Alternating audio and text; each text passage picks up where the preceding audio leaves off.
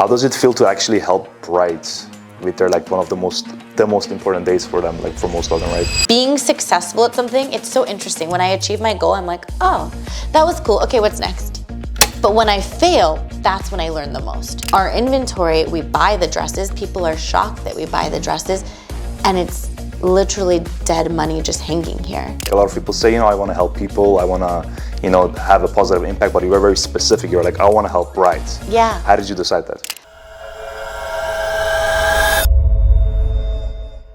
Nairi, like, how did you get into this industry? Because I see all these like wedding, like, dresses, like it's so many out here. Like, what was the inspiration behind all of this, Okay, so I full-time started at Lavella in 2011 when I graduated college. So that's when I came on board full-time. At that time, we had 2 locations, one in Montrose in Glendale, and then one here at the Americana. So we had it split, smaller locations, and the Americana wanted us to become a permanent tenant, but it didn't make sense because of the space. So because of the size and everything, it just didn't make sense. It was too difficult to have 2 stores. So that's when we consolidated into 1 store in 2013, closed down both, opened 1 big store. And that's this store. Over 6,000 square feet. We have over 1,000 dresses in inventory, over 20 different designers that we purchase from. So we have designers that design all over the globe, from Australia to Canada to Lebanon to the United States. Our designers are from all over. So the thing that Lavella is known for the most is that you get to shop a variety of different price points, a bunch of different designers under one roof, including plus size dresses. So we used to do bridesmaids, tuxedos, you name it. We used to do everything, and it just took away from the core, which was brides. So getting rid of bridesmaids, evening wear, tuxedos, it allowed us to do plus size dresses because so many brides who couldn't fit into our samples were leaving crying. So that's pretty much the story. So I have been full force in this since 2011, but from a very young age, I always loved fashion. And I knew I was going to be in fashion. And then when I was just naturally introduced into bridal, I loved it because it's the most important article of clothing a woman ever wears. I actually feel like I'm making a difference in their lives. I'm making them feel more beautiful, more confident. And it's just more special than me selling an evening gown. Or I always dreamt of like being a buyer of Saks and Neiman's and buying their dresses. And I get to do that for Lavella. Interesting story, because I remember the event we went, like for Lillian, you were saying that you were just very passionate about like helping brides, and you were like very specific about that, because I feel like a lot of people say, I want to help people, I want to, have a positive impact, but you were very specific. You were like, I want to help brides. Yeah. How did you decide that? It chose me, honestly, like it chose me. When you're exposed to something, and I had done a lot of different areas of fashion, but when you get exposed to something naturally, sometimes things just pick you. And it's really interesting because when I was younger, I'd always play dress up, and for some reason, I'd always go to the flower girl dress that my cousin wore in my mom's wedding. And my parents had this random bouquet that they would put like at this bottom of this table, the most random thing, like someone must have gifted them this fake bouquet. And they had a table that had like a circle and then it connected to the 4 legs, right? So this bouquet would just sit in the weirdest spot of this table. Why they did that, I have no idea. And it's like this one photo of me as a kid as a bride. So it's like almost it picked me before I was even in the industry. It's so bizarre. Like if you look back, I used to design dresses out of towels, bath towels in front of my parents' mirror, and then I would walk down the stairs and let the like fabric trail behind me. Meanwhile, I've never even imagined my own wedding. Like I don't even know what I would do for my own wedding. I just love fashion, and there's something about a grand dress that just gets me. So you're basically saying since you were a kid, it was like a natural curiosity of yours. 100%. And then you get introduced to it, and then you make this impact on this person's life, and it was like, whoa, this is insane. That's so true, because like I feel like one thing I noticed is like a lot of people have that natural curiosity with something, but they don't act on it. Yep. And 100%. I feel like over time it builds like a sense of like they're not fulfilled. That fire is missing. And I feel like because you followed that curiosity, that fire was in you. So that you were just doing the next best thing, and then suddenly it became this, Yeah, 100%. And it's like you find people around you who also want to do this alongside you, and they see the vision, they add to the vision. I couldn't have built this alone, right? Like I have like 3 people in my life that we have built this together along with all the different team members we've had along the way. So like this was not just a solo thing. It was a vision I had. Yes, I wanted one big store to make brides' dreams come true, but I had people with me that wanted to make it happen as well. So honestly, it's interesting. I have a lot of friends who do a lot of things in their profession, right? Whether they decided to be a lawyer, a doctor, and I'm not hating on any of that, right? Or your parents tell you need to go get your degree, you need to get your master's, especially as Armenians.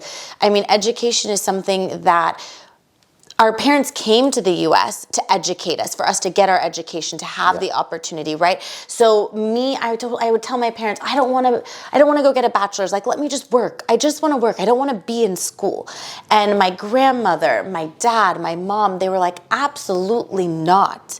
We brought you here so that you get your education. You get your bachelor's, whatever the hell you want to do after it, on you. But you don't get to just go into the workforce immediately. Like, we didn't have this opportunity, and we came here for it, for you. You have to do it. So my mom had the opportunity to get her to go to college, but my dad didn't, because when he got here, he had to go straight. He had to work immediately. He didn't have the opportunity to go to school. He took some college classes, but his family needed money, so he was at the age to go straight to work. I'm assuming you finished school, right? You were saying I did, yeah. I got my bachelor's, and then after that, I full force came into this. I just knew this is what I wanted to do. Was it related to this or your degree? No, so I went to UC Santa Barbara, and they don't have a business major.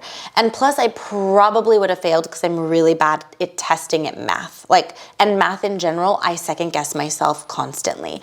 So when it comes to math, I double check my numbers. I never give anybody numbers until I've double checked it a million times. Yeah. I'm a little bit of a psycho with it, but yeah, they had economics, which I wasn't interested in. And then I tried communication. I couldn't pass the classes because they only have Scantron tests. It's multiple choice, and your entire grade is on 2 Scantron tests. I'm the worst. I will go, okay, the top 2 are the answers. I found it, out of 4. I'll go, okay, these are the answers. Then I'll flip-flop between the 2. And then the last minute, I go back and I change all my answers. I couldn't pass the classes, so it kicked me out of communications. Okay, so there's that. Then what major am I going to pick? I ended up picking sociology, which is study of people, cultures, behavior. The best degree I could have ever gotten for what I do. I mean, literally, Absolutely. You can apply it in anything. And I think my brother got a business major. He got his bachelor's in business, which I do recognize that he learned things in classes that would have been very beneficial to me. However, in business, I feel that you also learn as you go by making mistakes. So I think that for me, it worked. But for my brother, being a business major was the best thing he could have done for him. Yeah. I feel like most of the college classes, a lot of them, especially business, it's hard to apply, because especially when you have a business like this or any industry, it's hard to apply all those theoretical things. It's you have to be in the field to experience how to deal with a customer, how to deal with the sales, marketing, all those small things. It's every single small aspect of that is just a whole science for that, Yeah, absolutely. I mean, the thing is too is you can learn it in a classroom, but to actually go and apply it is 2 totally different things. And you could get straight A's in those classes. That doesn't mean you're going to be able to apply it in the real world. Are those classes valuable? Yes. Do I regret going to college? Absolutely not. It was the best experience, learning to live independently, having to take care of myself, right? Just that idea of being out of the home, which is also different because a lot of Armenian parents maybe don't want their daughters to leave the home. And I was kind of that generation where it's one of my set of grandparents, they didn't not support it, but they were very nervous. They're like, well, she could go to college while living at home. She doesn't need to move out and go to a different city. And I mean, honestly, the most valuable thing I did was move out. Yeah, you learn a lot, right? You do. And that sets you up for success in your future. And I was a very shy person, and I never wanted to do things alone. I always wanted my mom or my brother or a cousin or someone I knew with me. I never wanted to show up not knowing anyone or by myself. So it was actually the best thing for me to put me out in my discomfort to now blossom into the person that I am today. And I'm assuming you transferred that confidence to this, right? Yes. And also, This took a whole nother level of confidence. Like, I'll never forget the first time that I went to a business conference completely alone, checking into a hotel room completely alone, and just showing up to a room of, you know, 7 to 8, 9-figure business owners. And I'm showing up and I'm the youngest and I'm a woman sitting in these conferences. I'm like, oh, this is uncomfortable. That was probably the most uncomfortable thing I've done. Really, like, I would be sweating. I would sweat through shirts. I was so nervous all the time, but nobody saw it. Like, they didn't notice it, and they thought I was so smart and charming and really unique because I was truly the youngest. I was in my early 20s showing up to these things, and most people are like in their 40s, 50s, 60s. Interesting. But then it was interesting because as I continued to stay in it, I was like, oh shoot, the younger generation's coming in and I'm no longer the youngest. So that was an interest. I loved it. I loved seeing that. But how did that feel for you to like be the youngest in one of those earlier conferences and then suddenly be like one of the more experienced people? It was interesting because you go from being the student to now all of a sudden I'm advising the younger ones. So that was interesting. And then also now I also advise people who are older than me. So I do a lot of consulting for other bridal stores and I help them, and I do a lot of education because specifically, like we talked about, you can learn about all this in a classroom, but bridal has its own way you operate a business. It's very different. Our inventory, we buy the dresses. People are shocked that we buy the dresses, and it's literally dead money just hanging here. It's an investment that goes to waste. It's worse than perishable foods. At least you could feed people with that. You know what I mean? Like that's, and perishable foods is a smaller dollar investment than what we're investing here. And this goes to waste if we don't sell them, and a lot of them don't end up selling. So what happens to them? So a lot of the times we donate them to really good causes or charities that are available. If I know, there's a fire station I'm friends with, so if any of them get married, they know that I'll gift dresses. If anyone's a police officer, if anybody who serves us, we have a section of dresses that we gift. But I keep it under wraps, although if you're watching this and you are, please reach out to us. The reason why we used to publicly do it, but then we were getting people, even nurses, I'll gift dresses to nurses, so anybody who's on the front lines serving us. But a lot of them were very ungrateful when I did it publicly. Like they'd show up, if I advertised it on Instagram or something, they'd show up and they'd be very disappointed with the selection. Where when I do it privately, and if I know you or someone knows you and they know what I do, they're so much more grateful. So I stopped publicly announcing it on social. I see. Why do you feel like people are ungrateful? Because they see the number of dresses in here, and then they see the number of dresses that I'm willing to gift for free. And it's not free, we've paid for it, but we're willing to part ways with it. The number or quantity of dresses aren't the same. So they look at this and they go, well, this is all you're offering me when you have all of this. Yeah, so because when they see the numbers overall, they're like, oh yeah, like, what about this, what about that? Exactly. Yeah. How does it feel to actually help brides with their, like, one of the most important days for them, like for most of them, right?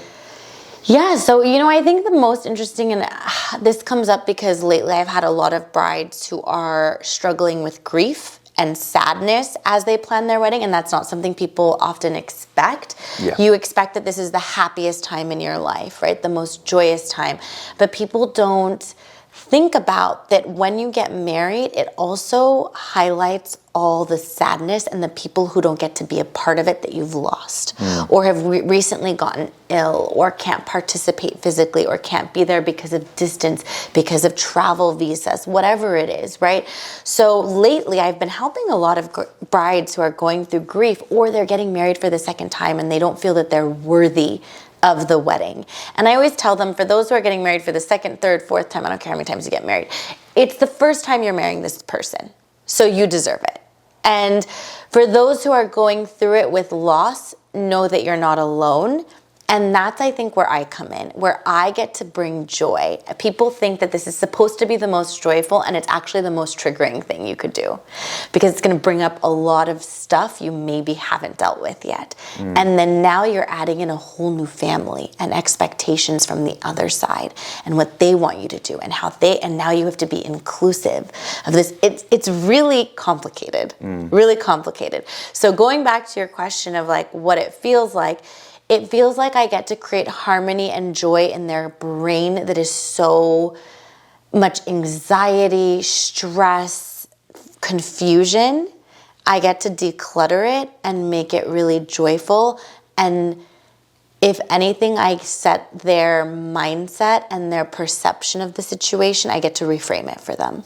So it's more than just, I'm finding you a dress. I agree. I mean, so you're basically a fashion expert, but also a psychologist, a therapist, an educator combined. 100%.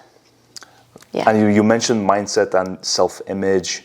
How do you transform that within people? Because I feel like it may take longer or maybe shorter for some people, but it's like a very deep-rooted in people that like whenever you touch upon those topics, it may reveal some emotions from the past. They may get sad, and it's very hard to like reprogram their mind, you know, because I feel like I've had a similar experience with like, you know, people like in fitness, and I was like coaching them.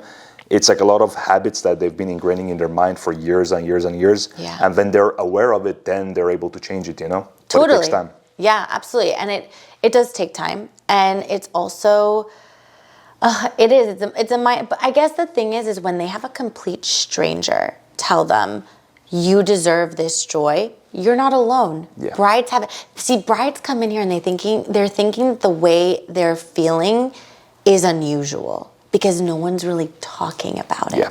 So they feel very alone. So when I validate them and I say, listen, you're not alone, this is how this goes, all of a sudden it's like an aha of, oh, it's okay for me to feel this way. So in a way, I'm giving them permission that yes, it's okay to feel this way, like acknowledge it, but also you can have pain and sadness and feel joy at the same time, right? Like I'll give you a silly example. My dog is getting old. There are days that he squeals because he's in so much pain. And like that makes me sad. While I think about, okay, I'm gonna lose him soon, it makes me sad because our days are numbered, right? But then I bask in the joy and the happy moment. So it's a stupid example, right? But like, that's it. Sadness and fear of loss and also living in the moment can exist together, and that's okay. Yeah. So I think just validating them and telling them you're not alone, this is normal. All of a sudden it's an aha that they don't expect. And it's almost, instead of me like saying I'm changing the mindset, it's more of a switch I'm turning on in their brain. It's been there.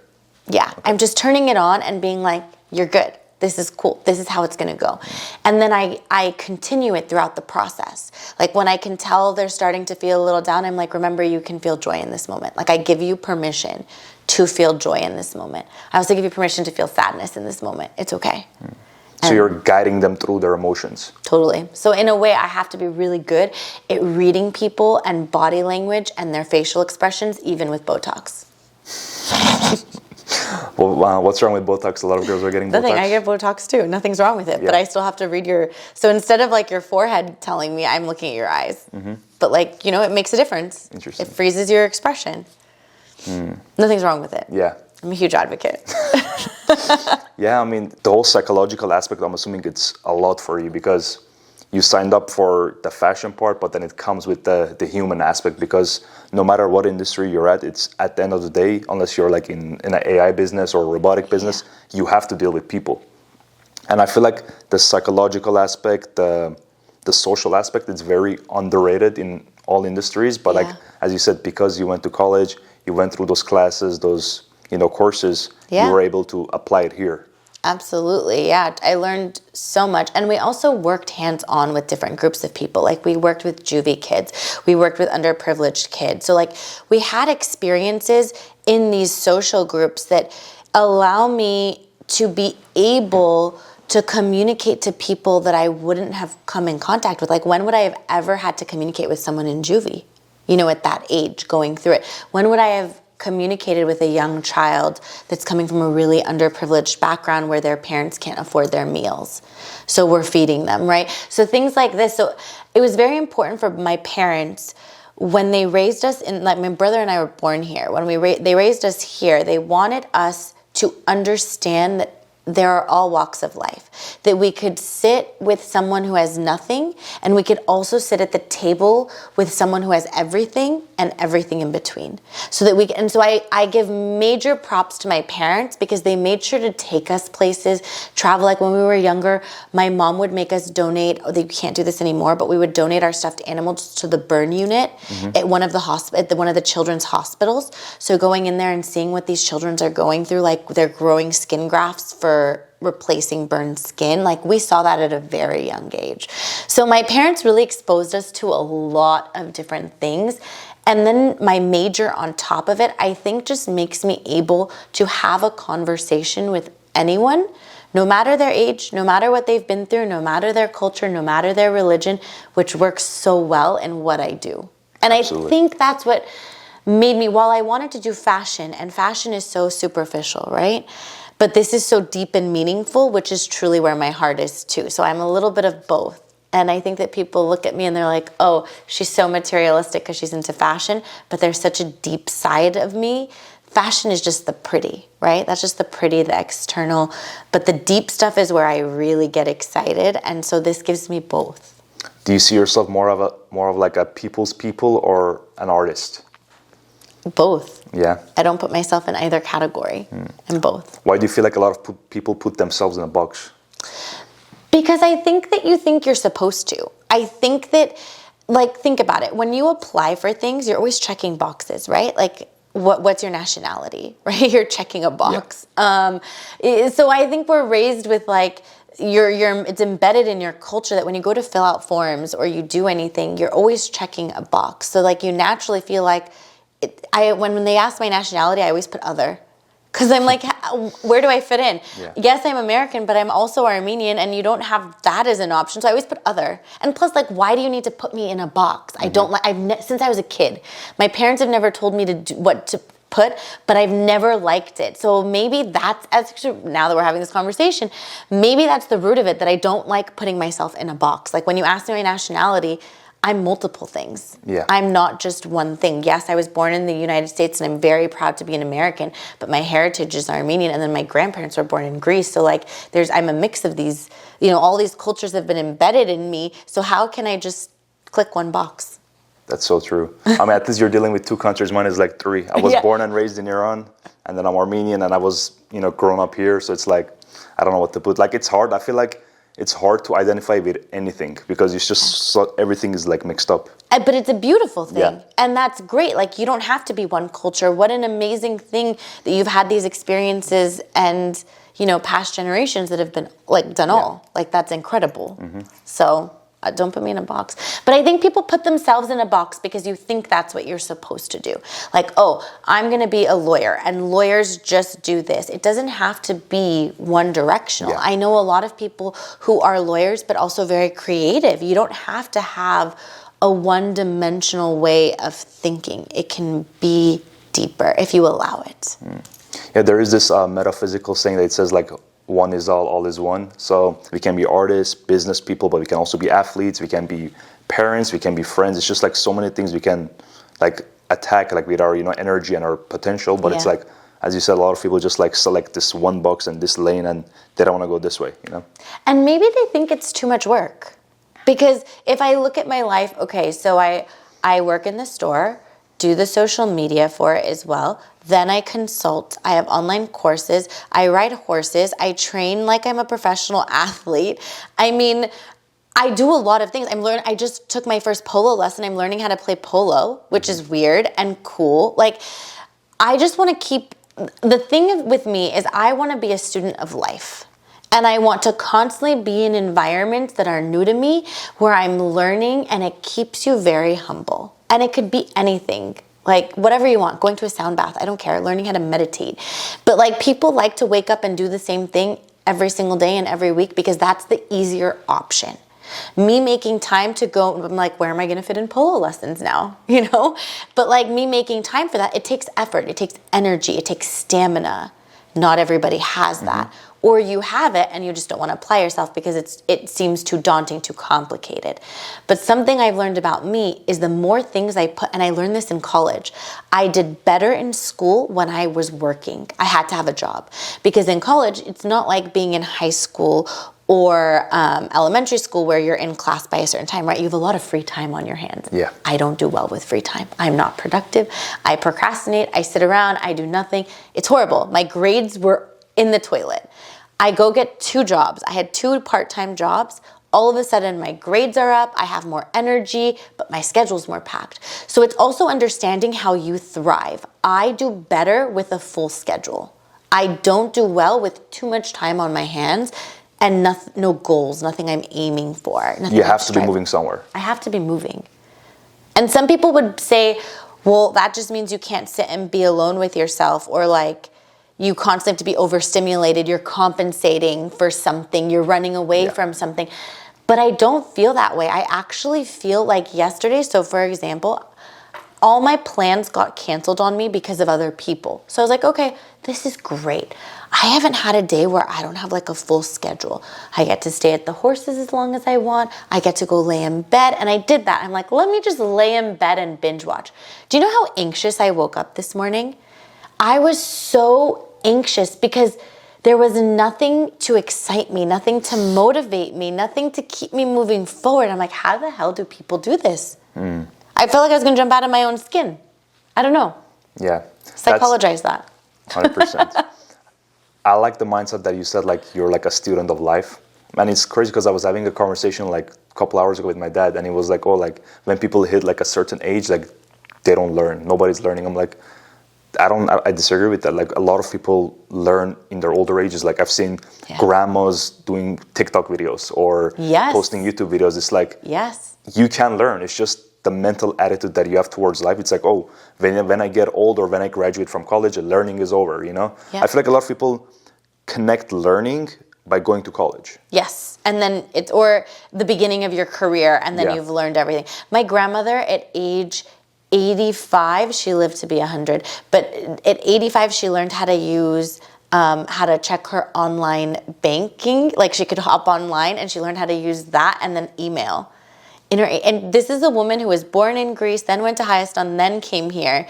Like, you know, that's crazy at that age. But and maybe that's who I get it from. And my mom's her daughter, and my mom is in her 70s and still learning and a student of life. So it's ingrained in me for sure. That's for a fact. Yeah, I feel like that's how you're able to like consistently grow. Because if you're constantly thinking like, okay, when I like hit this goal, it's over. Like I don't have to learn. But sometimes the process teaches you way more. Like when you're just like process focused rather than goal focused, I think you're able to grow more in the long term. The one thing I will say about setting goals is I never set the bar high enough, because I always reach my goal very much faster than I would have thought. And everyone has told me that I've been like my mentors. They're like, Nairi, you think you're dreaming big. You think you're setting this big goal, but it's not big enough. And it's so interesting. And then all of a sudden, okay, I have a goal, I reach it, and then I'm bored. Like, how did that happen so quick? But in my head, I thought it was such a like daunting task. And it was hard work. But basically, I just think that I've always been raised to be really humble. And that's also come through in where I set my goals. And so I also have had to learn how to like stretch and dream even bigger, which is weird.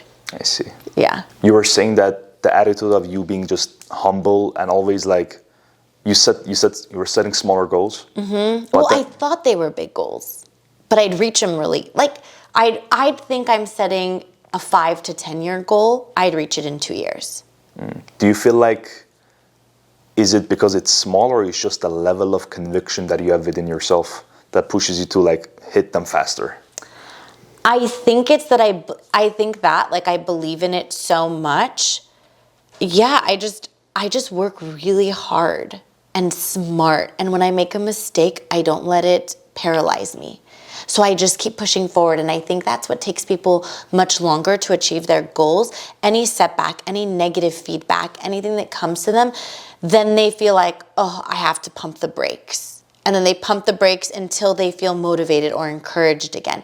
Because confidence is something that ebbs and flows. You don't wake up confident every morning, right? Like, it's something that you're always working on. So if you lose confidence in what you're doing, it slows down your growth. So for me, it's kind of like, screw it. I got nothing to lose. I fall on my butt. I get back up. It's no big deal. Yeah. But I've never really, I'm trying to dream bigger. It's really hard for me because I feel like I am, but I guess I'm not. I don't know how to explain it. It's really weird. Interesting. So you're saying you have like a positive relationship with failure, with like obstacles, like going through hard times. I don't ever worry about failing. Like, I don't, because if I fail, that's a learning lesson. Like, being successful at something, it's so interesting. When I achieve my goal, I'm like, oh, that was cool. Okay, what's next? But when I fail, that's when I learn the most. So like, I'm not scared of it because I invite it. Like, I have a trajectory. I have what I want to do.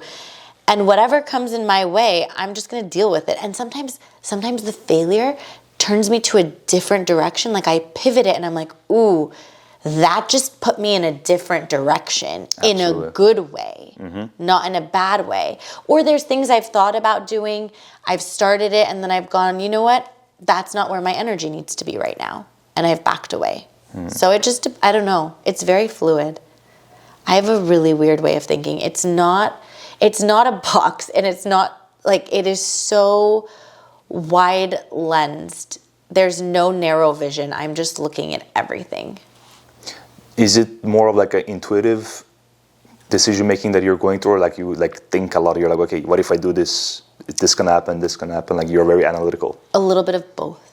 So I try to get out of my brain. I read this book about, you hear people talk about your gut feeling. Yeah. And truly, they say like your gut has a brain. So like, that's there for a reason. And I can tell you, when I haven't trusted my gut and I just went with my brain, I messed up. Like, your gut, your initial instinct is so powerful. And so I think over time, I've gotten better at trusting my gut because I've made mistakes of not trusting it, of going with what I think I should do based on all the analytical stuff, or what people think, or people's opinions, and not the gut. Because the gut doesn't have analytics. Yeah. It's just a feeling, and you know it. And sometimes I could follow my gut, and that I can't think of a time that I followed my gut and it failed. Because I can tell you when I felt the gut feeling and I like twisted in my brain to justify it, and then in the end I'm like, oh, that bit me in the ass. Cool. Totally. Yeah. So, yeah. Sometimes I'll convince myself of the gut feeling, like, oh no, it's fine. I'll make an excuse for whatever it is. And then it was right all along. Your body knows, like, in different situations, like sometimes your heart might have like a slight pain, or your stomach might feel some pain, or your head might feel like a bit of pain, but like, you're like, there is no reason for this. But that's the point, there is no reason. It's just a feeling. And sometimes that feeling gets you through a lot of bad situations. It can be safety. You might be like in streets and there's like a feeling, it's like, I feel like something is gonna happen, and you turn around, like someone might like stab you, or there's like crazy situations that like your internal body, it's like a GPS system that if you just follow, it just somehow make things work. And I think that you have to be someone who's in tune with it, because some people aren't in tune with it, right? And so I'm lucky that I am in tune with it, or maybe I'm in tune with it because I've experienced moments where I felt this wasn't a good idea and I did it anyway. Or I felt it wasn't a good idea, but someone in the business felt that it was. And so I thought, you know what, Naira, you're fighting back too much. Just let it happen. And then in the end, I'm like, should have followed my gut. So now I put my foot down more. Like, when my gut is strong, I will fight. I am not letting it happen because I've let it go to let people get what they want. And it's backfired for everybody, So now if I have a strong gut feeling, like, I'm gonna speak up. But that's, again, confidence, right? Making those mistakes, having those, without those failures of not trusting the gut, I wouldn't be able to trust it the way I do now. I believe like confidence comes from conviction, and conviction is, most of the time, it's just the trust that you built with yourself over time. And one thing that you said, like, you just trust your gut instinct. A lot of people have it, but I believe over time, because of fear, because of the lack of trust within themselves, they don't take that action, and then over time it just a defensive barrier. They already built it, so they just like, there is like a feeling, but they're like, should I do this, should I not? But sometimes you just gotta go for it, you know? Exactly, and this comes up all the time when brides are shopping for my dress. I'm really indecisive. I was gonna ask about that. How do you help them Yes. pick something? Okay, so this is funny. So everybody loves to say I'm indecisive as if it's like saying I've won an award. I don't understand it. I don't know why in our generation, or I don't know if it's an American thing, and whatever it is, people who come shop here, these women love to say how indecisive they are, like as if it is the thing to say. I don't get it. So, I'm so indecisive, I don't know how I'm going to decide. It's like a thing. And so I'm like, okay, cool. I don't say anything. I just let it ride. And then I put them in one dress. So what do you like about it? I like this, this, and this. What do you not like about it? I don't like this, this, and this. And I look at them and I go, you're not indecisive because you were able to just make decisions. So we're going to take that word and we're going to throw it out the window. You're not allowed to say it the rest of this appointment. Cool? And they look at me like, what the F? But it's the truth. And they'll go, I don't know, I'm indecisive. I'm like, pause, think about it, answer. Look at it in a photo. Look at it here. So I guide them. People just like to say they're indecisive because they don't want to think any further. That's what indecision is. It's the idea of indecision is that you don't have enough information to make a decision, right? So it's me providing, you can't decide? Well, here, let me show it to you this way. Now, what are you going to choose? And then they're like, that one, boom. So a lot of the time, people create the chaos in their own head. And salespeople can create chaos for the client and the consumer. So it's also very important in the sales position to be like, I'm going to make this really simple, easy, and refreshing for you. We're going to break this down, and here you go. Versus, you could order this model, and this model is comparable, and then this model. Well, you're just confusing the person. You know what I mean? Yeah. Like information overload. Yeah. Like, do you need the turbocharged car, or do you just need whatever to get by? Like, do you want to burn more fuel, or do you want something more fuel efficient? Like, let's make it simple. Why are you showing me a 4, 6, 8 cylinder? Like, what? Like, make this simple for me. You get what I'm saying? Like, break it down, and that's how people can make decisions. So I think that like the indecision part comes within, and it's chaotic that you create within, or the people around you are creating it. So hopefully you land in the hands of a mentor or someone who can help you navigate that chaos and follow the gut, trust the gut. Indecision is pretty easy. I feel like there's like two categories of, like, I feel like sometimes people don't know what they want. And if you don't know what you want, there's only one thing to do, is to try things. Like look for more things to see, do I like this, do I not? Or some people, they know what they want, but they're not confident within that decision. So they're like, I don't know what to do.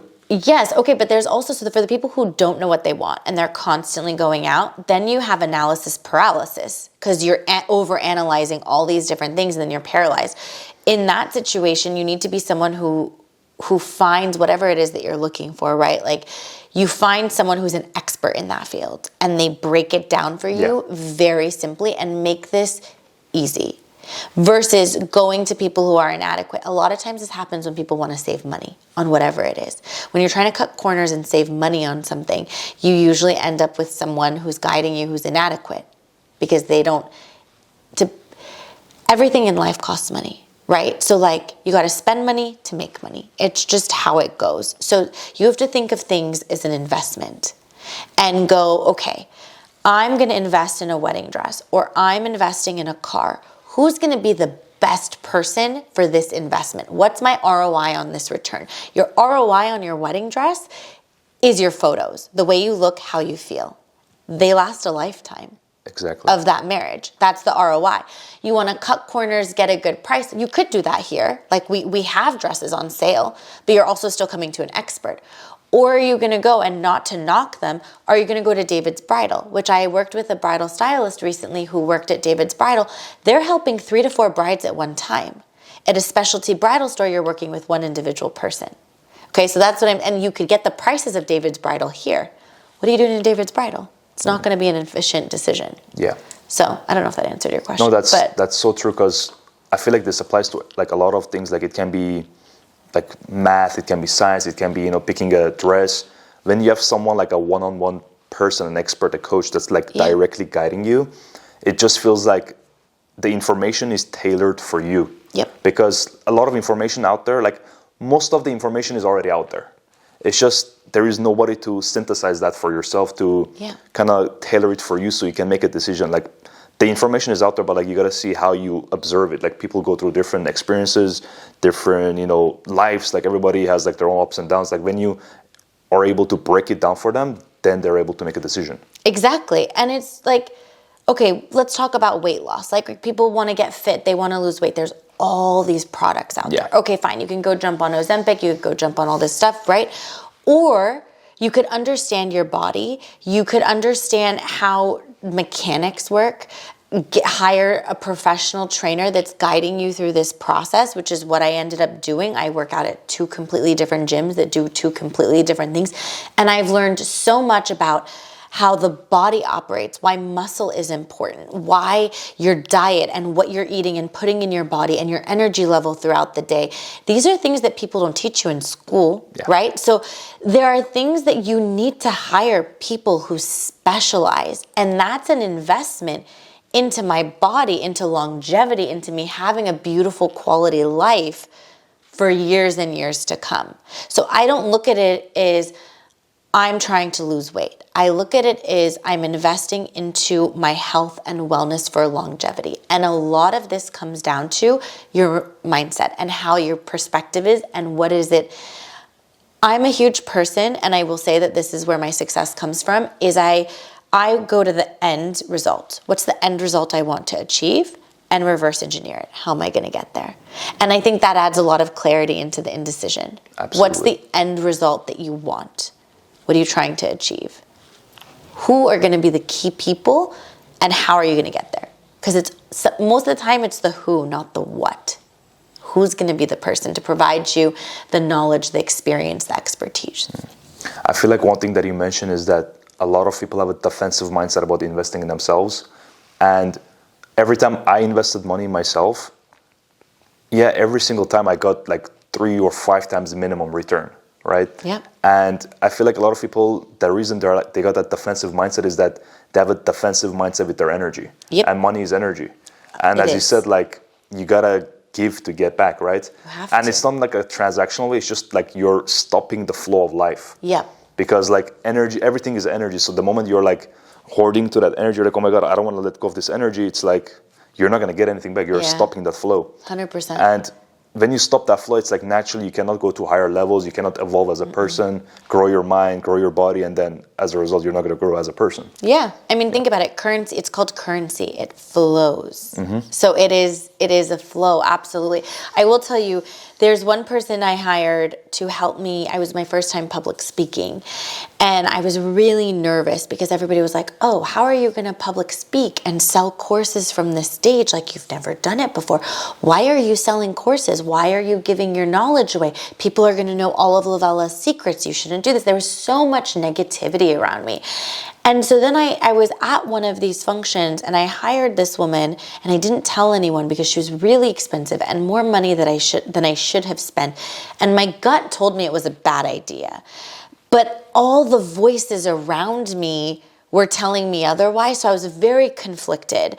And so I ended up hiring her. And the second she left, I started sobbing. And I'm not someone who cries, but I was like sobbing. It was the worst experience of my life. Thousands of dollars down the toilet. And I knew it. I knew the second I hired her, it wasn't right. I didn't apply not one thing she taught me.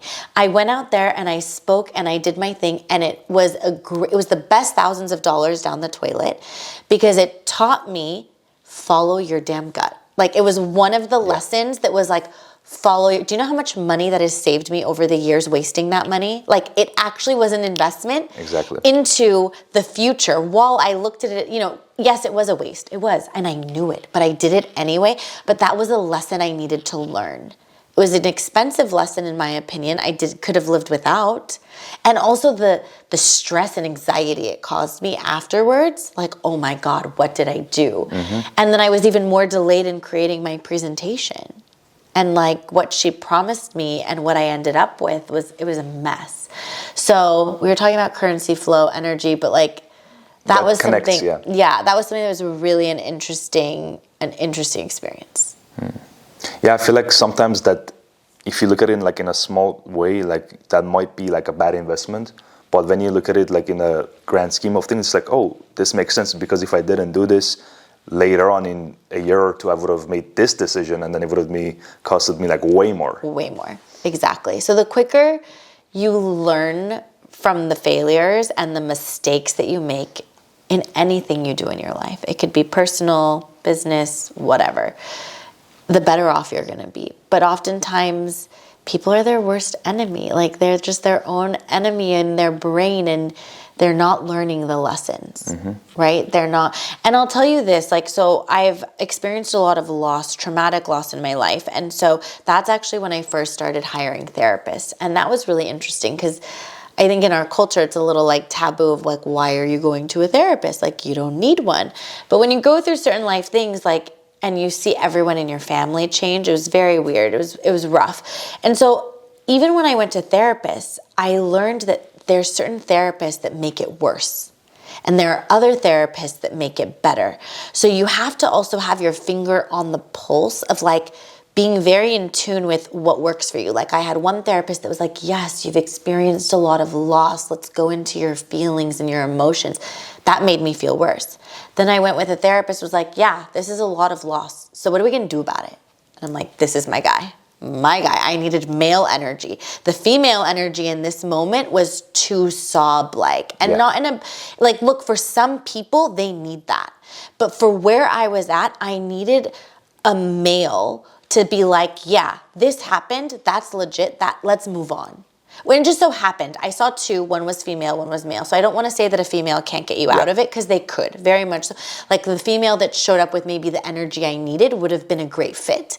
But it just so happened I jumped to this other guy and I thought I just need a shift of something and it worked so much faster. And he's like, okay, Nairi, I'm breaking up with you. You don't need me anymore. And I'm like, that's the kind of therapist I need. One that's going to be like, you've worked through everything. When you hit a roadblock again, call me. But for now, like, we're just talking about nothing, you know, where the other therapist wanted to keep me in therapy. So I think it's like really understanding what works for you, right? Like I'm not someone that wants to sit in my feelings for too long. I just don't. I want to feel it. I want to experience it. I want to mourn it and I want to move on. Yeah. I don't want to sit, because to me it's like, why do you want to sit in muddy water? Like I want to go into clean waves, refreshing water. Like, but some people want to sit in the mud. I don't. I want to sit in it for a second, learn my lessons, move on. Yeah, I think it's just that energy. A lot of people, again, they just hold on to that energy. They don't let it flow. And if you let it flow, most of the times, like, it just goes quickly. It does, yeah. And if you just, just act like nothing happened, it just goes on, But a lot of people, like, hold on to it and it just, like, they pour more attention on it. Like, wherever attention goes, energy flows. It's just more energy there. And it's like, the fire gets bigger, Yeah. And I will say there are moments where, like, I flow out of it and then something will trigger where this, like, negativity or this sadness or whatever has happened flows back in. That's okay. Let it flow in and out. Like, it's cool for it to come in and out. And I think that, I just think it's important to notice it and not ignore it because that'll bite you. Absolutely. That's not good. You don't want to ignore it. Like, you need to face things head on and address them head on.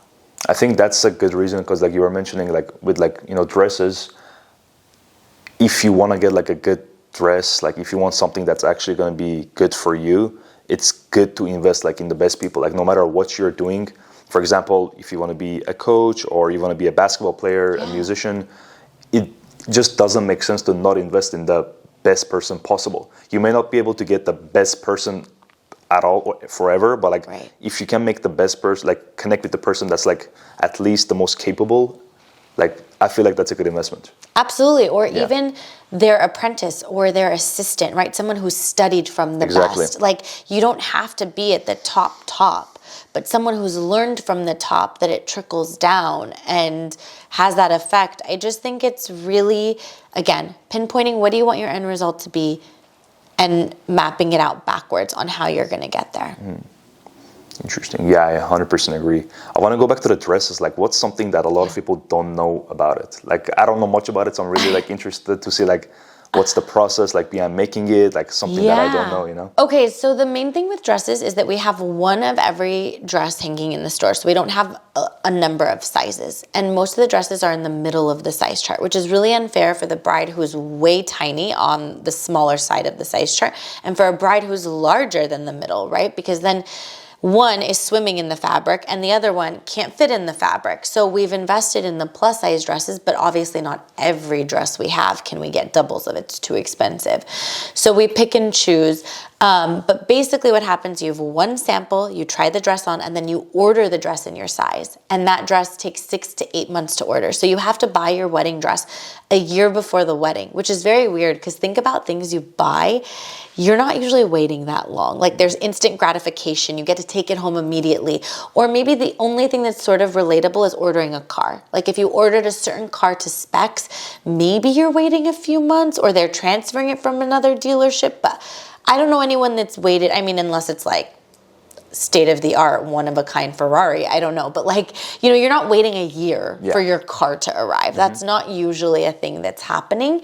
So it's not something that customers are used to. And most brides are like, oh my God, what do? I have to shop. I'm late. But then what if I change my mind in a year? And think about it, like at the rate that women order dresses to wear to someone else's wedding and you return everything and then you change your mind at the last minute, like we're asking you to make a decision and stick to it a whole year in advance. A lot of commitment. Yeah.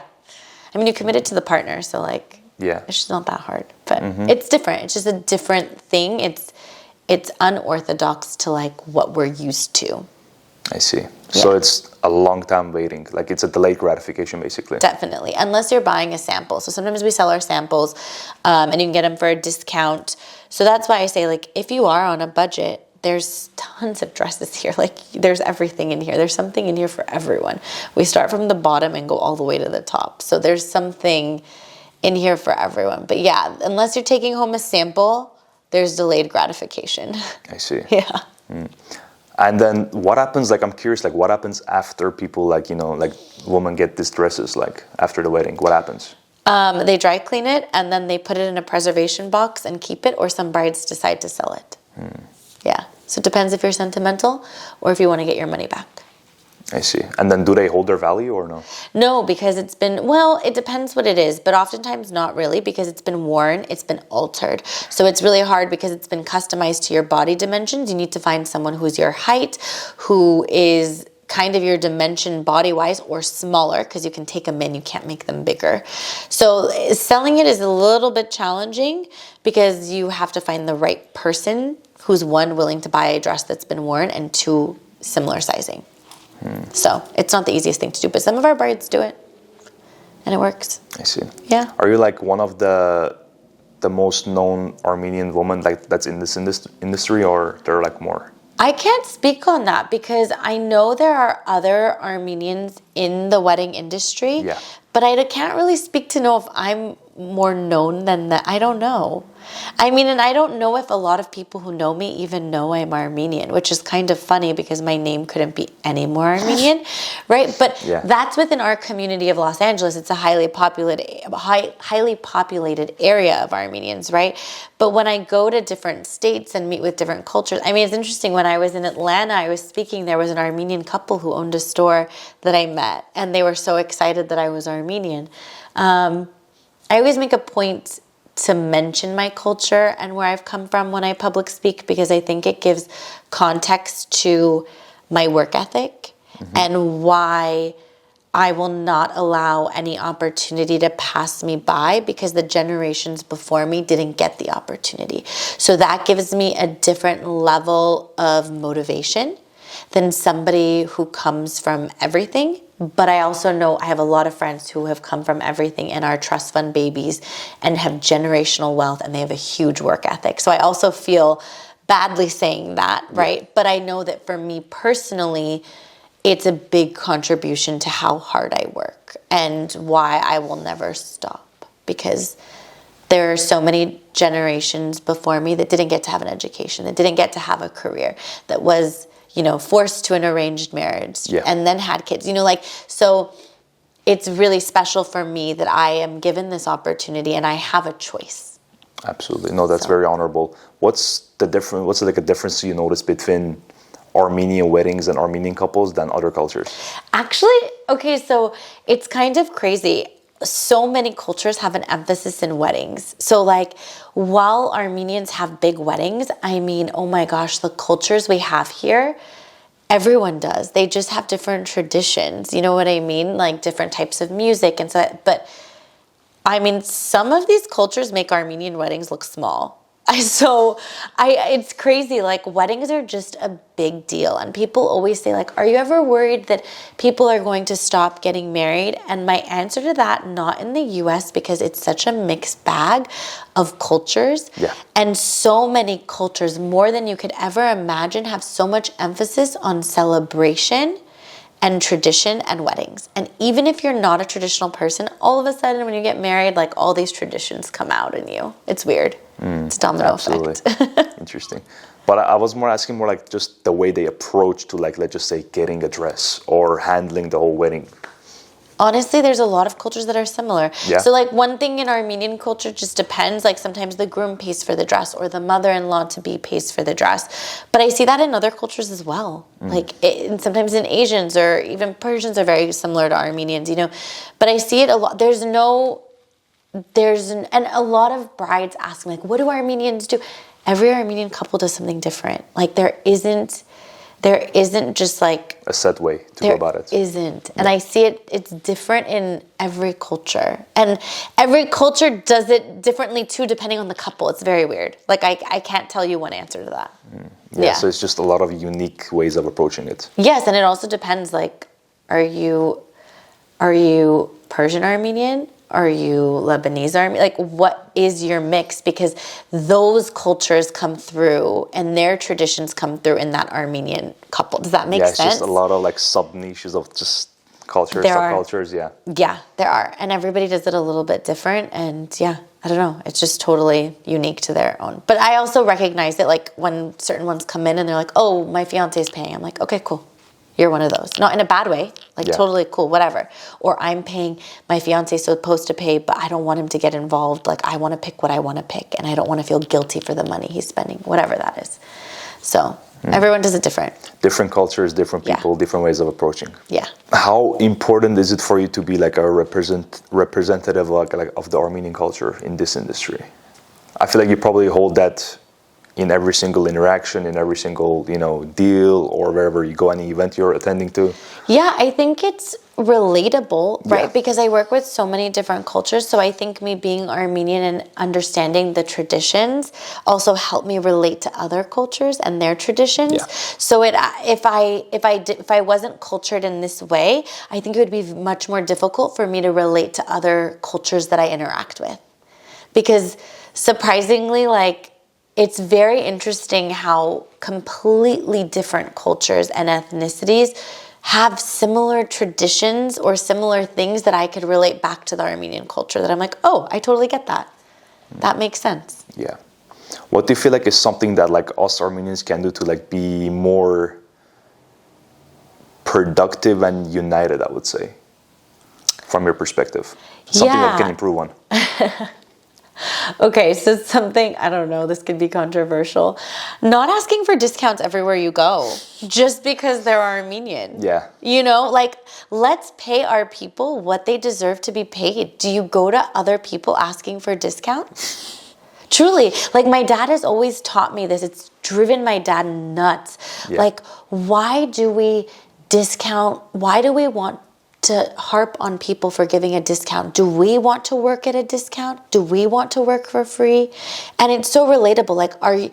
You're asking for someone to discount their work, their expertise, right? Yeah. But how do you feel when somebody comes and asks you for a discount? Does it make you feel good to be discounting your worth? It doesn't.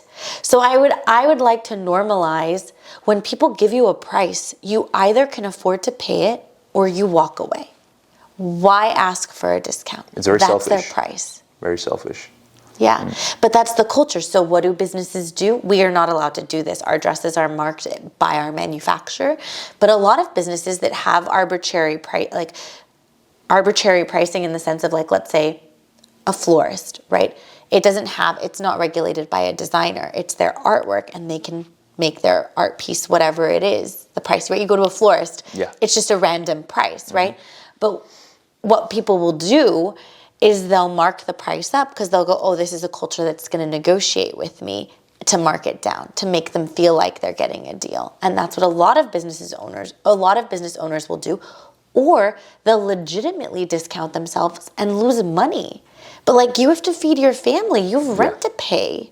Absolutely. So I would love to normalize, let's just not ask for a discount or for favors. I agree. I feel like it's funny because like a lot of times the people close to you, they ask for discounts. I would say, let's just say if I had a cousin who had a business and they want to do something, I would pay more than what they asked. Out of generosity. You know, I wouldn't say, oh, like, because you're my cousin, I'm going to pay you less or give me a discount. I want to help you more, you know? Yeah, absolutely. Like 100%. You want to see the people around you be successful and make money. And I'm not saying like, you know, you do what you can afford. And if somebody offers you something at a certain price and you're like, you know what, not even what you can afford, what you're willing to invest in it, right? Because I think a lot of our brides could afford more than what they pay on their dress, or maybe they could afford less, but they invest what they believe makes sense to them. So it's not all about what you can afford, but like the pricing that makes sense to you. So like if I go to the jeweler and I'm like, hey, I want this piece of jewelry, I want to spend this much. What can I get for this much? That's how I normally approach it. Yeah. I'm not going to say, oh, show me this, and then I'm going to negotiate you down. Like, I just don't like doing it. Yeah. I don't want to speak for you. I want to speak for myself. I feel like it's very, in our culture, it's like very get, you know, not a lot of give, you know, because I feel like it goes back to like the energy stuff. It's just very like hoarding onto the energy. And like, I feel like if you really want to go back to the past, I would say it's mainly just because of our conditions of the past, how we were living. Like, you know, like people just didn't have much and it was very defensive. You know, I don't blame them because they have that mindset because it's been conditioning them for hundreds of years, centuries, right? But then I feel like at some point we have to be aware of it and understand, okay, this is not the most optimal way to go forward, you know? So you have to kind of get out of it, you know, and you have to be aware of it too. Okay, like it's time to change that mindset. Okay, I'm going to argue that for a second. Yeah. In my opinion, I think actually the culture is very giving because if you think about it, everyone offers you food the second you get, even if they can't afford to put food on the table. They're very giving. I think that it comes from the discount asking comes from having nothing. I think it comes from a scarcity mindset of like, I don't have it, I can't afford it. Because my mom would tell me stories of like, okay, my parents would give me money to go buy bread, but I was so hungry I'd eat all the bread by the time I got home. And then by the time I'd go back, there would be none left. And then my parents would be mad because there isn't enough money for more bread. But yet my grandmother would somehow find the means to make things to offer to people when they'd come over. So I really think that the negotiating comes from having nothing, but yet wanting to give when you have nothing. That's how I interpret it. I don't know. And I don't even know if that story makes sense. Yeah. But maybe we could argue both sides make sense. But like from my perspective, I have seen people giving when they can't afford to give. And this is why I don't want them to discount, because I want you to make money and not give when you need to be paid, when you need to receive. So I see it differently. No, absolutely. That part I get it, because I feel like hospitality is something that it's very normal in us. We are very like generous in that aspect. But I feel like when it comes to like on an individual level, especially on the, let's just say on a business level, I feel like we can have that defensive mindset at times. But I feel like on a social level, of, you know, we have guests, you know, we have, you know, people coming over or like an event, we tend to be way more generous, right? Yes, I do think, and I think it depends. I think it depends on the trade. I think it depends on the person. But yeah. Yeah, but I definitely agree. Like we gotta be aiming for more, you know, to achieve more. And I think that's just like my personal belief. I feel like abundance and success is our birthright. I don't think we are here to, you know, fail just to be doomed forever. I think failures are lessons. Just depends how you look at it. And at the end of the day, it's just perception. And I feel like it's not going to hurt you if you look at it positively and try to take the lesson out of it. Because as you said, you had a situation that you invested a lot of money on a coach or a mentor and you just went south. But you were like, you know what, there's still a lesson for me. Yep. What was the lesson? To trust my gut instinct. Mm-hmm. And I paid for that lesson financially and in the moment, which is fine. But at least I learned. Absolutely. Had I not learned the lesson, then that would have been a complete waste. I am more likely to give when people don't ask me to give. So if you are super kind, loving, supportive, I'm most likely going to hook you up in a very generous way, more so than you saying, hey, give me a deal because we know each other. That's going to make me not give you anything. That's just me. Because I don't I would never come to you and be like, hey, hook it up. Yeah. No way. No way. It's not happening. Now, I would come to you and go, hey, there's a great opportunity for a partnership, for a trade where we both benefit. What do you think of this? That's a win-win. That's different. If it's a trade and it's mutually beneficial, I'll work out a deal. And I think that's really cool, right? But if I'm taking something from you without giving you anything in return, you deserve top dollar for whatever it is that I've purchased from you. The way you treat others is the way you treat yourself. And it's most of the time it's just a reflection of your inner world. And I think if you want to change your external world, you have to start internally. So those small things, small ways of doing things, your attitude towards those smaller things, it's going to always grow to the bigger ones. Yep. So small changes always lead to bigger things. Absolutely. And here's the deal. I will say, like, there's a vintage store that I like to buy things from. Yeah. And I'll say, hey, I'm looking for this, but I don't want to spend more than this. And sometimes she will mark things down to what I want to spend. I never asked her for a discount. I just said, this is where my hard line stops of how much more I'm willing to spend on this item. And sometimes she'll meet me in the middle, or she'll bring it completely to where I want, or drop it like $1 less than where I want to be to make me happy.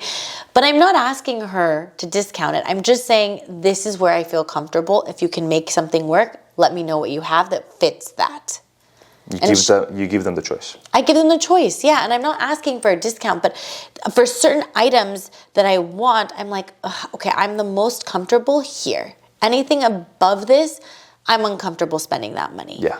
And I'll tell them, and I give people the opportunity because maybe that works for them, but I don't want to be like, oh, I'll offer you this and be offensive, And it's like buying a house. If you think about like putting in an offer, of course there's a strategy behind that, right? Like that's different. There are certain purchases that are just different. Yeah. What really drives me nuts is if you know someone who's an agent and you ask to use them and then you expect their commission back because they're family. That irks me. I can't stand that. No. You know that my brother's a real estate agent, and when I bought my house, I let him keep the commission? Because that's how it is. He did the work. He was the agent. You tell me one family that actually lets the sibling or the whatever not give the commission back. It's very rare. Yeah. I see it happen all the time, and it's my biggest pet peeve. And my brother didn't offer it, and I didn't ask for it back because he deserved it. Everybody deserves to make money in the deal. Absolutely. Has there been like a situation that someone asked like a crazy discount on one of these dresses? And you were like, absolutely, this is great. All the time. Yeah. Yeah, people ask all the time. And I don't get offended. I'm just less likely to help you if you do it. I just really am. But here's the thing. I'm also not allowed to discount these dresses. Yeah. I'm just not. These dresses are set at the MSRP from the manufacturer. And if I price it differently and they find out, they pull the collection from the store. So we're not allowed to. The only thing we're allowed to discount is if you're buying a sample, because it doesn't matter what I sell it for. So if you're buying this physical dress, I can price it at whatever I want to if you're buying it. But also, I have to be smart for the business. We have to be. A business can't stay in business if it's not healthy, right? It has to remain healthy. What makes it healthy is the dollars in the bank account, right? You have to make money in order to survive, in order to be able to pay everyone in the business. Yeah. And that's what fascinates me. I think the biggest issue we've had recently is the tariffs, right? So a lot of our designers went with, this is the dress price, this is the tariff increase. A lot of our brides who had been shopping prior to the tariff increase, they said, well, you should be paying for the tariffs. Well, if we absorb that cost, we're not setting ourselves up for longevity and success. We have to pass the cost on to you. We're not profiting on the cost. No one's profiting on the tariff fee. It's just an additional fee that everyone has to pay. The designer has to pay, the store has to pay. That means the consumer has to pay. So that was the biggest challenge with any culture. It doesn't matter, but yeah, people ask all the time, and you can't fault them for asking, because we've also made that okay. Businesses have made that type of behavior acceptable. It's the norm. And it's also the norm that if you complain, you get something in return. So people will complain about everything to try to get something in return, even if it's not real. That drives me nuts. Yeah, that's unfair, because I feel like as a customer, if you're like, trying to buy something, you got to always like look at it, okay, like there's people who are, getting paid in this business. There's like families getting relied for this business, and it's like, again, it goes back to like a bit of selfishness. It's like just getting, but not understanding, okay, you have to earn money. There's multiple people working in this business. They have to earn money. Their families are relying on them. It's just like, tax, tariffs, all this stuff. It's a lot of like, cost going behind it, Yeah, absolutely. I mean, just honestly, even just to keep our lights on, right? Yeah. Our rent, like it's everything. It's a full-blown operation, but that's every business. Yeah. Everyone's either leasing, owning. If you have a retail space or an office space, that costs you money. Mm-hmm. And you have to cover your costs, but then you also have to be profitable in order to feed your life. Yeah. So it's all really important, and I think that it ultimately just comes down to, when somebody asks me, I often, like, for example, they'll say, like, any culture, not just Armenians, everybody will, whoever says, oh, could you do alterations for free? And I always turn around and say, what do you do for a living? And they'll tell me, and I go, would you be willing to do that for free, to provide your services for free? And they're like, no. Okay, so why are you asking for the women who labor over these dresses to do it for free? And all of a sudden, it's a mindset shift, and they're like, got it. We'll pay it. Because think about it. If we did it for free, what kind of effort are you going to put into something that you're doing for free versus something you're getting compensated for? When you're getting compensated for the effort that you're doing, you're going to put in way more effort. Absolutely. So you're going to get a better product in return, whatever the product is, whatever the service is. I think it's like a lot of people, when they invest in like a lower amount, they tend to like not really perform better or do better, or they don't really take it seriously. It's funny because like there was this study done, like I don't remember the name, but it was basically showing like how people take things more seriously and they apply certain courses better when they spend more money rather than when it's less. But it's the same thing. Everyone's told me to lower the prices of my online courses, and I would rather sell to less people than to lower it, because I actually want you to learn.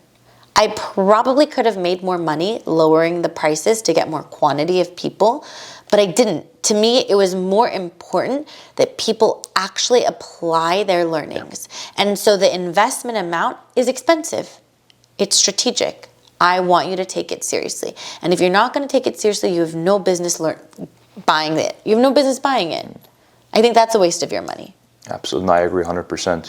What are some things that you do like outside of the business that helps you to kind of keep your mind on the right path, like some habits? So working out, I love Pilates, and I ride and compete on horses, and then I'm learning how to play polo on horses, which is a whole different thing. Not water polo, like horse polo. So I do a bunch of different stuff. Do they help you like, on a creative level too?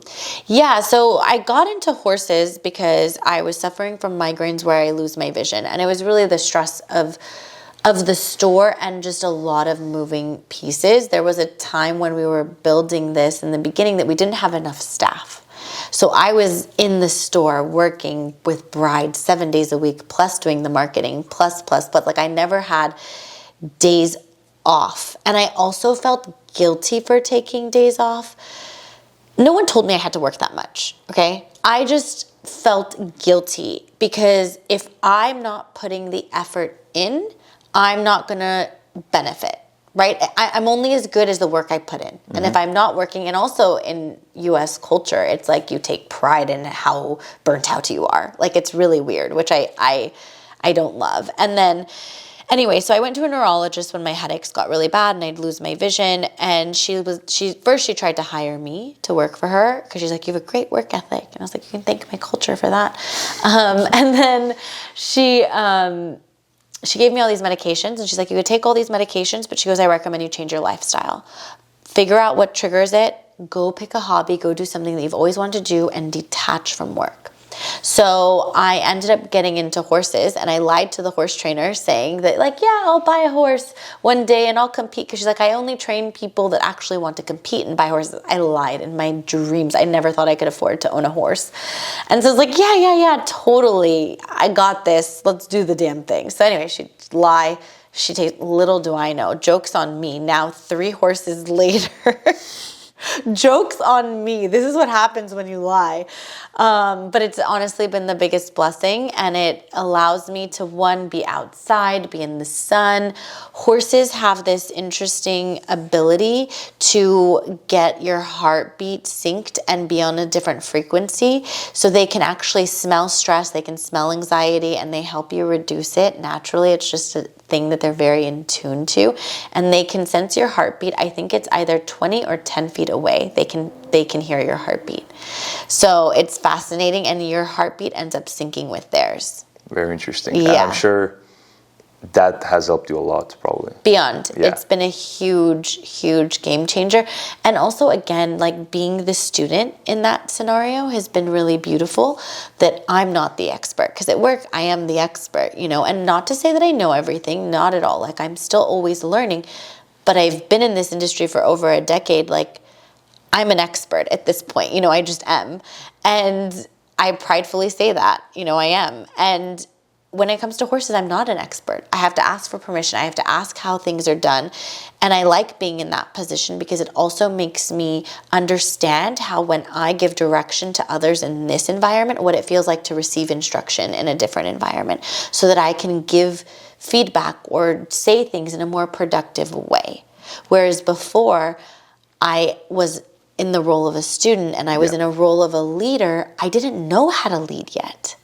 So being in the position of those that I'm leading makes me approach them differently. And it's made me a better leader in what I do here. Yeah. It connects. Like when you're like led and taught and mentored, you learn how to do that. And then when you do that, again, you pick up different traits and skills and just different way of doing things. And then you grow. Yep. Let's just say someone is like, they have this certain curiosity and certain desire. It can be anything. And they just, so for some reason, maybe it can be fear, lack of trust, maybe just poor timing, and they're just not acting on it. They're not following that desire. Like, just like you did, you went for what you felt like it's the right thing to do. You trusted yourself. How can they go about it? Yeah, and I think a lot of people who are in that position is because someone they love is encouraging them to stay there and not grow. Yeah. So, and that's very hard when it's someone who's related to you, like your blood.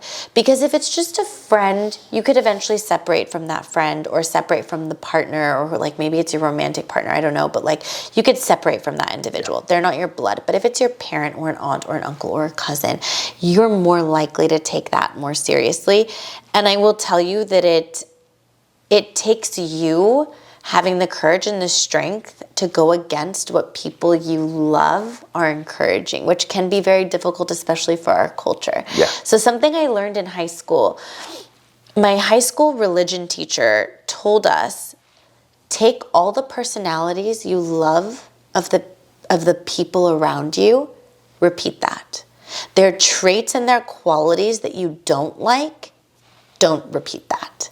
So that you pass on the good qualities, what you feel are the good qualities, to the next generation. Because if you think about generational trauma and passing things on generationally, well, you also pass down the way people think, right? Because you've been the way you were socialized into the world was the people around you and the way that they think and they approach. And luckily, my parents approach things in a very multifaceted way, or else I would think very differently. Yeah. Yes, of course, the people around me have also empowered that, but there are things about, like, when I wrote a book and when I said this, my dad was like, what are you doing? You don't need to do all this. Why are you doing this? And he didn't say not to do it, but he was questioning, like, why? And I was like, Dad, you're going to see why.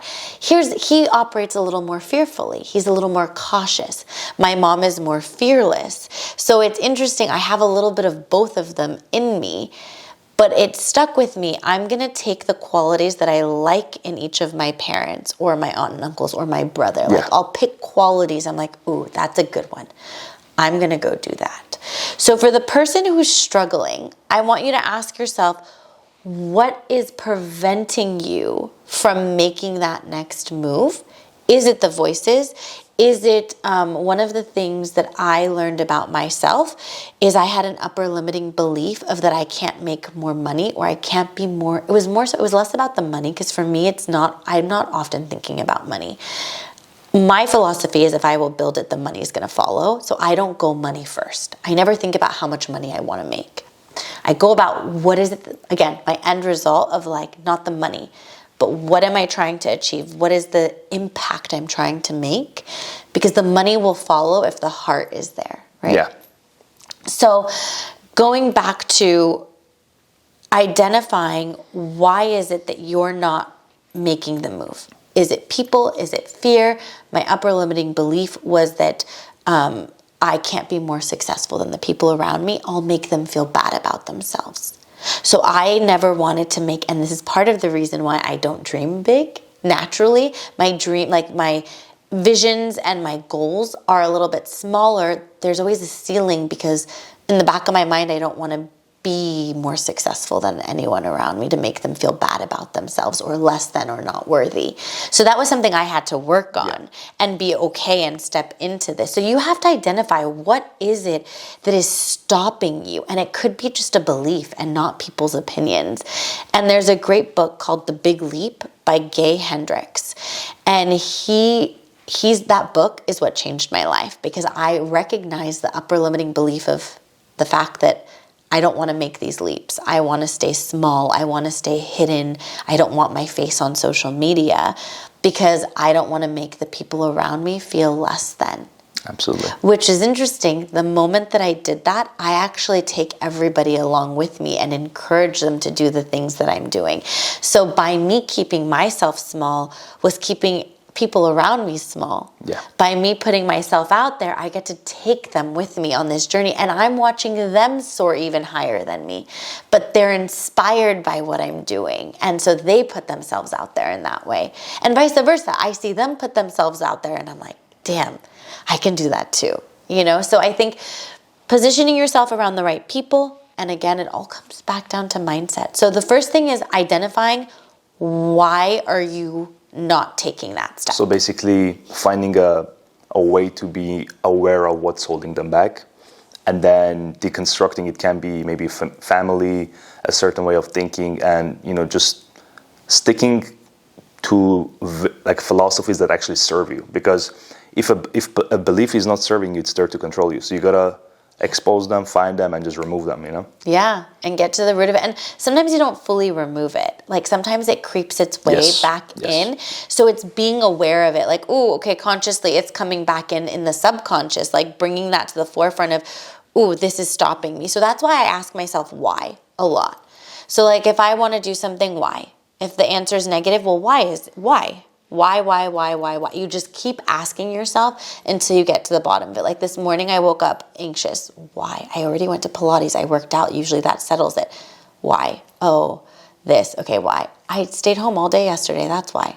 Like I got to the root of why I was feeling what I was feeling, and then I was able to break the anxiety because I understood where it was coming from. Yeah. Yeah, you got to go to the root of the problem, remove it, because it's gonna like infect all aspects of your life. Yeah. And I believe this is like the perfect way to like wrap things up.